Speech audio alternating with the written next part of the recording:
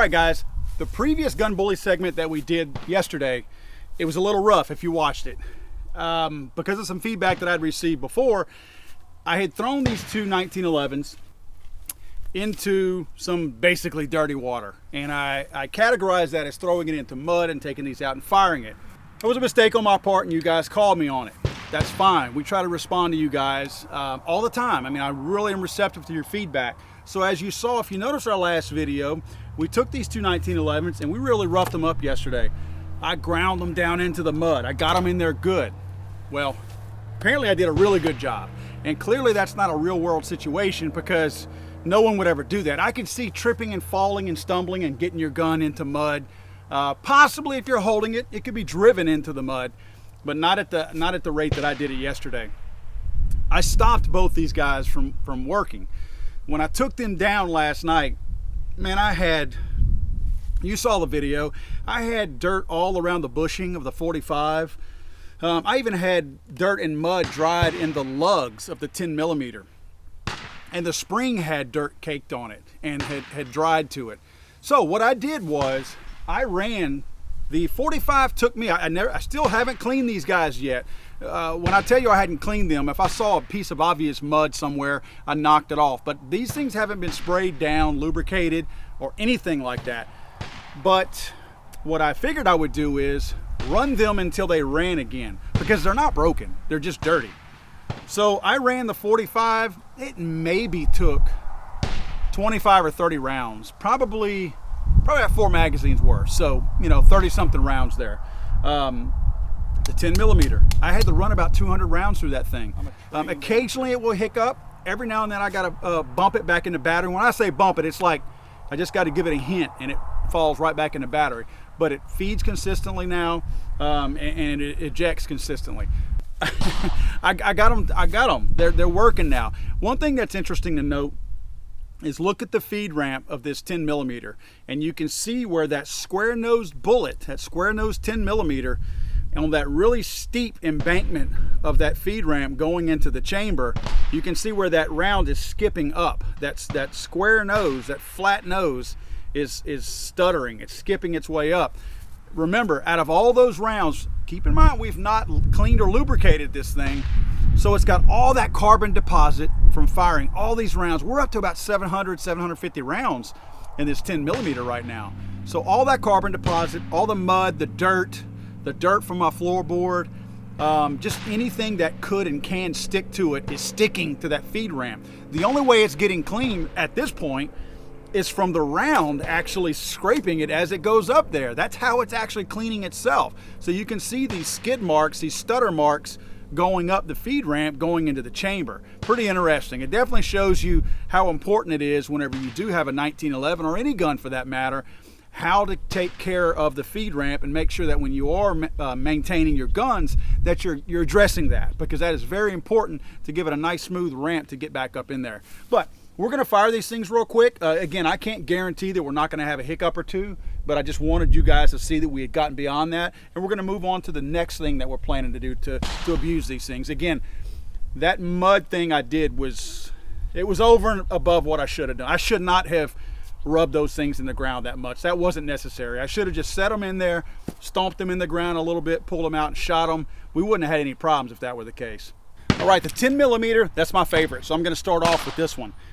You can still see the rust that I have on the magazine. One thing I noticed, that the magazine was actually, the follower is actually rusting a little bit.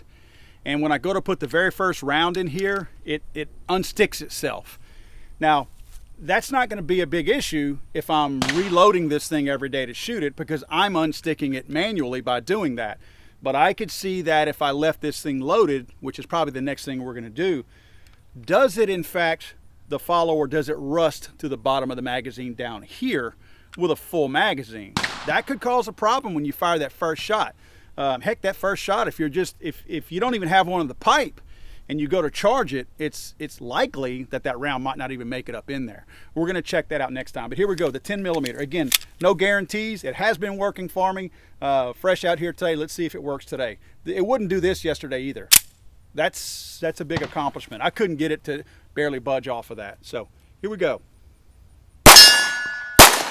Yeah, I like it. All right, if you notice, it ejected. See how I kind of gotta coax it back into place there. I think that's more a product of my chamber having some issues with that round not seating in there cleanly.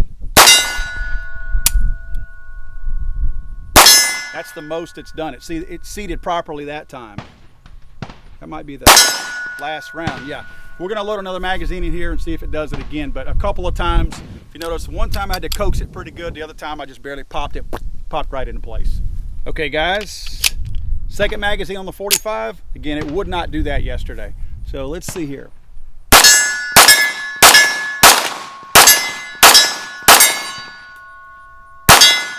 I wanted to hit it with the last one. I get excited when I hit a bunch in a row, and I usually miss with the last one. So I paused so I could hit that one. 45 is good, man. 45 is good. I mean, I didn't even, not so much as a hiccup with this thing. All right, guys, the 45 I didn't have a whole lot of issues with yesterday. Yeah, it had its own share of hiccups, but for the most part, those hiccups were a direct result actually, of when I drove the muzzle into that mud. Somehow I got mud all between the bushing and the slide, all in there, and inside and outside of the bushing. So where the bushing, the barrel would slide in and out of the bushing, I had mud caked in there, and again on the inside of the slide right there too. So all up here, it was an issue. It was an issue. Even the recoil spring plug had an issue with mud all caked inside of it where the spring contacted it. So I think that was 100% of my issues with this one. I think it just, again, dirty, you know, over and above and beyond what should have been done on the dirt. Nevertheless, it's a fair enough test. Let's see how we do now.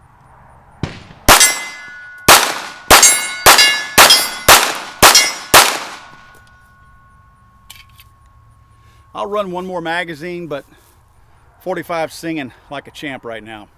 What's next? We've pretty much passed the mud test, right? These guys are functioning the way I expect them to now, again with a speed bump every now and then that I'm willing to accept, because they are breaking themselves back in from having never been lubricated or cleaned, right?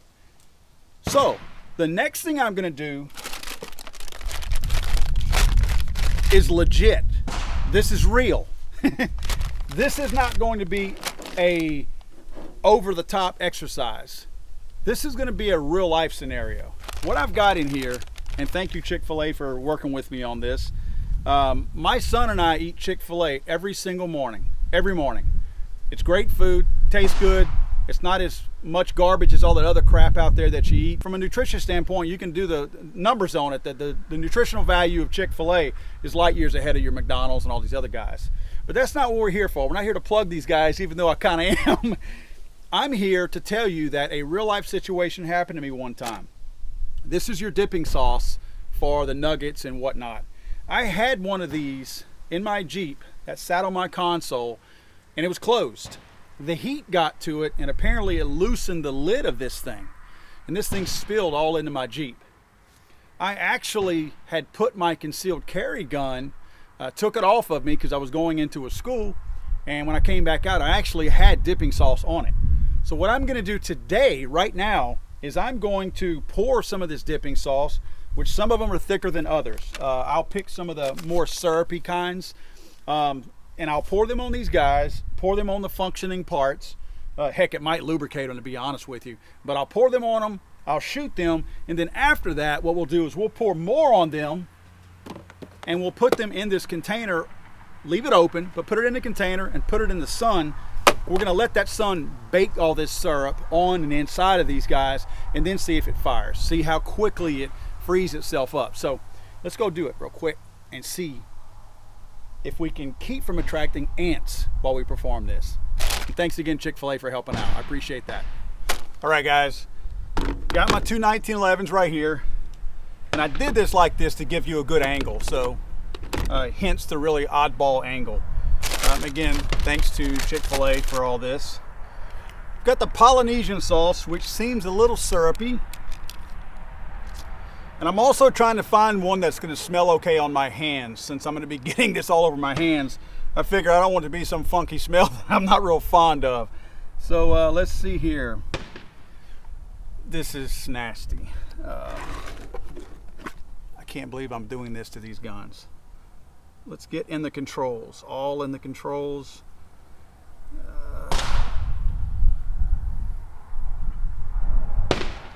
Let's see, this is so gross.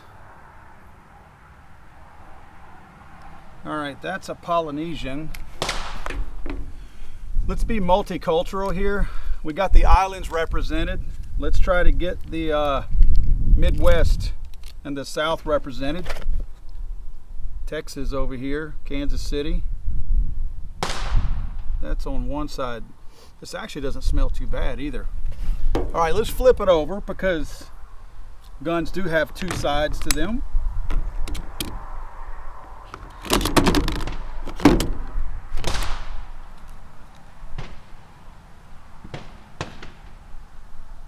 All right, and I will pick this up, by the way.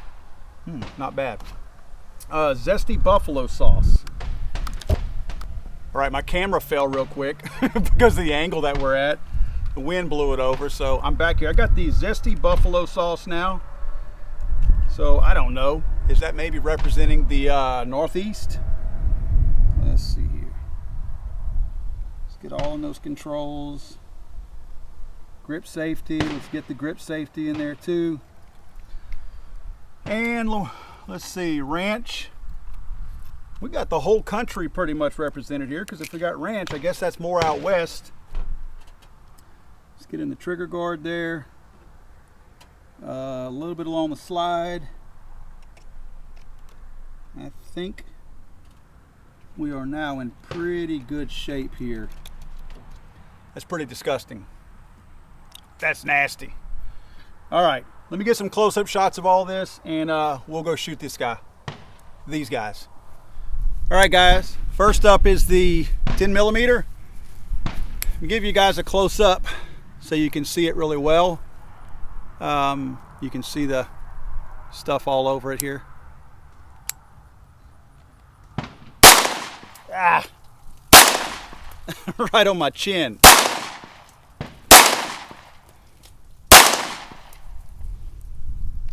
All right. That was a round trying to go in. That's kind of, I don't think that had anything to do with this, but I think that's our stoppages from earlier. All right, here we go.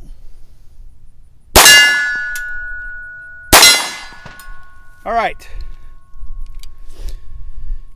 No issues with the fresh sauce on it for the 10. 10 ran pretty good with that. I might have lubricated it a little bit. All right. The 45 is looking good. See, it's got the, looks like ranch or buffalo on it. Some Polynesian, definitely some, I can smell some barbecue on there. So look at it all around the hammer.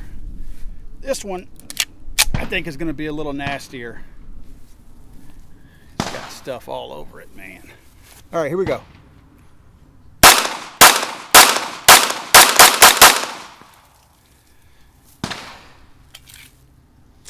All right, if anybody wants a little sweetness, I got some on my face here. That doesn't seem to affect it, although it's going to affect my laundry later. I'm going to pour some stuff all on these things, and I'm going to soak them. I may come back out here tomorrow after this stuff dries on it nice and good. It's 3:30 in the afternoon. We've got 4 hours of sunlight left. So these may be ready to be nice and caked over tomorrow. So let's do that. What I don't want to do is I don't want to soak them to the point that they're floating in this sauce, because I don't want them to stay wet. I want this to dry to them. So they have to basically just have this stuff. This might be good enough like it is. Pretty much all poured all over their controls like they are. And then simply let that dry on them. You know, that's it. Look at my magazines. They got them all over just from me handling the magazines all over there. So this might be sufficient, but I will wet them down completely. Man, I smell like a chicken nugget right now.